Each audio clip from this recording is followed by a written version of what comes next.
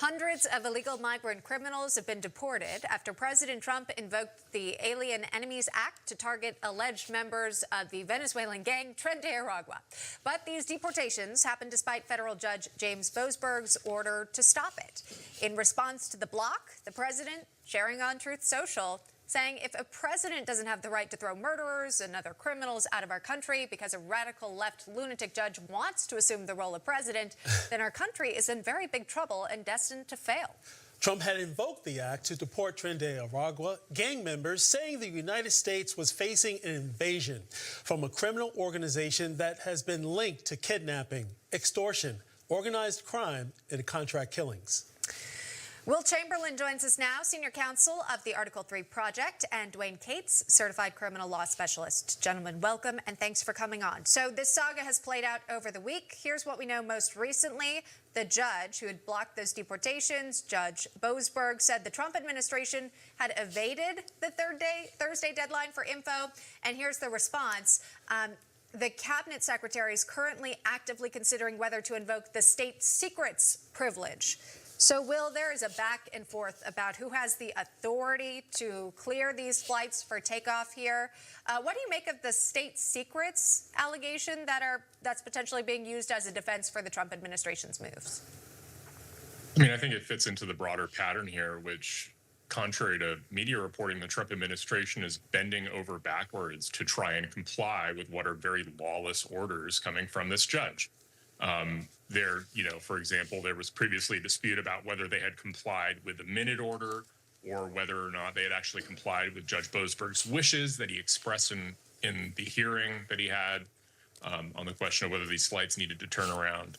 I mean, they've been trying to comply with the letter of Judge Boasberg's orders, if not necessarily the spirit, but that's actually in the spirit of comedy, because what Judge Boasberg has done is bizarre. It's a massive encroachment on core Article 2 authority. He has no right to be reviewing any of this stuff under the Alien Enemies Act. This is just not a subject to judicial review. And I think what we're seeing here is something that is just an appalling overreach by this judge. You know, what happens when an executive branch allegedly ignores a court order like this, in your opinion, Dwane? I mean, the court can try to hold him in contempt. And I don't know if they'll be able to or not. Well, the judge can do anything. The judge can sign any kind of order. I mean, this is a continuation of the lawfare. Anything President Trump does, they're going to try to stop him, no matter whether their tactics are legal or not. And again, I disagree with the judge. I don't think the judge has the authority to make this order. I think the planes were already on their way. I mean, what exact minute? Can you turn a plane around? There's a lot of logistics involved. And I just don't think he had the authority to order that these flights return. And think about it. They're arguing for returning murderers, rapists, criminals back to the United States. I don't get it. Right. Of course. It's totally nonsensical. It's a ridiculous argument. Wait, hold the planes. I really want these gang members to stay in this country and be my neighbors. I'm sure they'll be so friendly. No, obviously that's ridiculous. And Democrats defending this appear that way too, quite frankly. But let's talk about the legality of it, and I think that's what we've seen the issues take place, Will. Even Judge Napolitano, who comes on NewsMax all the time, he shares that there's an issue with the fact that the U.S. is not technically at war with Venezuela. We've seen this argument made. Even Stephen Miller has defended the reasoning as to why the White House would still make sense of using this act. Could you also weigh in on that and those criticisms that he doesn't have the authority to even invoke this law? Sure, that's a red herring. The Alien Enemies Act has multiple bases to invoke it. One of them is being at war with another nation, but another is when the president makes a declaration that there has been a predatory incursion by aliens. And that doesn't require there to be a war. That doesn't require anybody to have declared a war. That's merely saying that, we have this incursion of a violent gang that the president has declared to be a foreign terrorist organization in our country, which it has. It took over multiple apartment complexes in Colorado. That was news and played a big role in the presidential election. So that declaration by the president, that's not reviewable. It's in his discretion. And once he's made that declaration, he has the right to invoke the Alien Enemies Act, even in the absence of a war.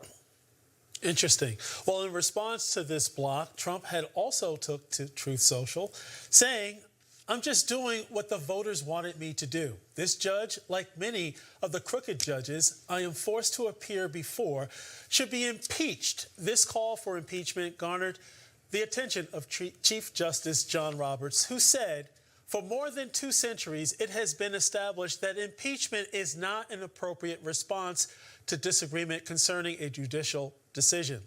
The normal appellate review process exists for that purpose." What are your thoughts on this, Dwane? I think an impeachment is probably a bridge too far, because if the judge just makes a bad decision or has poor legal reasoning, or that's not a ground for an impeachment. You'd have to prove that he had an evil heart, that he had scienter, that he wanted to get Trump. He did this for a nefarious reason, not just that he's an idiot and made a bad decision. Okay. I think that would be kind of hard to prove.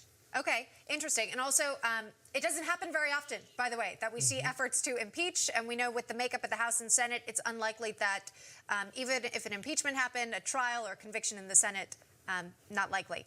However, Texas Congressman Brandon Gill wants it to happen, introducing a resolution to impeach the judge. He actually joined National Report earlier this week, and this is why he said he did that. Let's watch. I have to ask you this. For impeachment, obviously, you have to have high crimes, misdemeanors. What crime did the judge commit?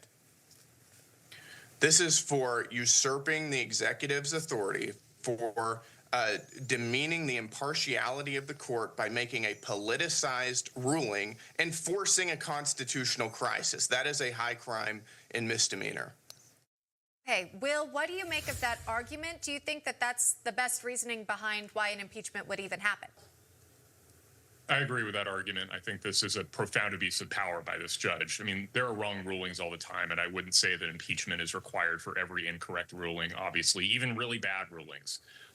This ruling, I think, is unique and distinct because it so dramatically encroaches on the president's core authorities and is so obviously lawless.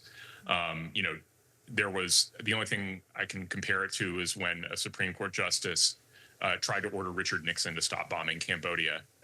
Nixon ignored him, but I think that was an impeachable act because it was so obviously a violation of the structure of our government. And so even if you can't ultimately convict him because you don't have the votes, I think it sets the right precedent to say, no, there are things you can do that are so bad we will impeach you for it and make you go through the trial, even if we ultimately can't secure a conviction. Dwane, what are your thoughts about possible reforms, keeping judges from actually implementing a nationwide injunction? I think the Supreme Court has to step in. I mean, you can't have one judge in a remote court that was specifically selected for who appointed them to control the policy of the entire United States, and that's what's happening. They're forum shopping. They're finding a judge that they know doesn't like Trump, and they're putting the issue before that judge and asking for nationwide injunctions, and they're doing whatever they can to stop Donald Trump, even though the people, a lot of the things he's doing are very popular. But I mean, it's lawfare over again, and we're back at it. This is Lawyer Full Employment Act. I mean, having Trump in the White House, because, man, there's a lot of lawyers got jobs now. It's incredible. Actively working to stop his plan, stop his agenda, just like we saw actually during the campaign, too. The lawfare continues on. Will Chamberlain, Dwane Coates, thanks for joining us today. Appreciate you both. Thank you. Thanks.